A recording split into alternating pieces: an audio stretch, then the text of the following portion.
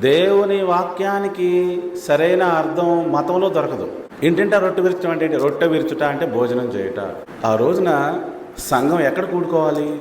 విశ్వాసులకి ఏమన్నా ప్లేస్ ఉందా? మందిరం ఉందా? లేదు. మరి ఎక్కడ కూడుకున్నారు? ఒక్కొక్క రోజు ఒక్కొక్క విశ్వాస ఇంట్లో కూడుకున్నారు. కూడుకున్నప్పుడు నలుగురు కూర్చొని భోజనం చేశారు.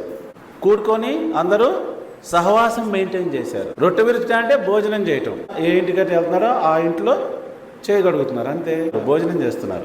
అది రొట్టె ద్రాక్షాసం కాదండి. అంటే ప్రతిరోజు పాటలు పాడి హల్లెలూయా స్తుతి అది కూడా కాదు. అది సంఘ సహవాసం. అది మనందరము కలిసికట్టుగా దేవుని యొక్క మార్గంలో నిలబడాలి, పరిశుద్ధంగా ఉండాలి, నీతిగా ఉండాలి, దేవుని వాక్యం వైపు తిరగాలి, ఎట్లా స్ట్రాంగ్గా ఉండాలి, ఒకరికొకరు బలంగా ఉండాలి. ఈ మాట్లాడుకున్నారు వాళ్ళు. మీరు సిన్సియర్గా ఉన్న ఈ గ్రంథం చెప్పినట్టు మీరు నడుచుకోకపోతే మీ రక్షణ వృధా అవుతుంది, మీ ప్రయాస వృధా అవుతుంది.